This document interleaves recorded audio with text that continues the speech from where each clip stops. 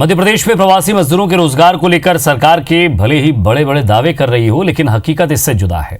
सरकार के पास प्रवासी स्किल मजदूरों के लिए रोजगार को लेकर कोई जमीनी योजना नहीं है। लोगों को मनरेगा में मजदूरी में लगाया जा रहा है। इसमें भी वो मजदूर हैं जो स्किल्ड होने के बाद घर लौटकर बेरोजगारी से दो चार हो रहे हैं। लेकिन सवाल यह है कि रोजगार के नाम पर स्किल युवाओं के हाथ में गैती फावड़ा थमाना कितना सही है।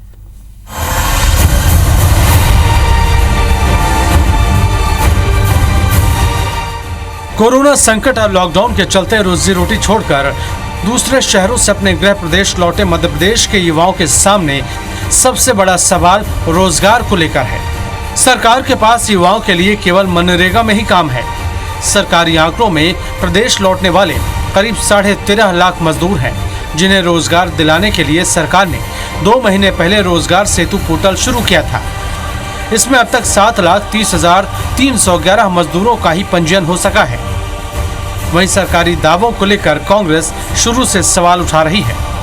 सरकार दावे कर रही है कि जितने प्रवासी लोग आए सभी को हम लोगों ने रोजगार की व्यवस्था करी। सिर्फ मनरेगा के नाम से रोजगार दिया गया, जिसमें चाहे इंजीनियर आए हों चाहे किसी भी वर्ग के आए हों, ना तो उनकी योग्यता के अनुसार काम मिला। और सिर्फ मनरेगा में भी जो बात करी जा रही है, सिर्फ भ्रष्टाचार के अलावा मनरेगा में कुछ नहीं हुआ। आंकड़ों की बात करें तो पोर्टल में भोपाल में 1034 लोगों का पंजीयन किया गया था, जिसमें से सिर्फ 195 को शहरी जबकि 839 मजदूरों को बैरसिया और फंदा ब्लॉक में मनरेगा में काम दिया गया है। हालांकि ये बात अलग है कि सरकार का दावा सभी को रोजगार दिलाने का है। सरकार का दावा है कि इनमें से 4.25 लाख मजदूरों को असंगठित क्षेत्रों में और 2.25 लाख मजदूरों को निर्माण मजदूर के तौर पर रोजगार दिया गया है।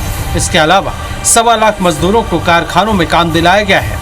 हालांकि सरकारी दावों के इतर पंजीयन के बाद मजदूरों को रोजगार तो मिला, लेकिन हुनरमंद को भी मनरेगा में लगा दिया गया।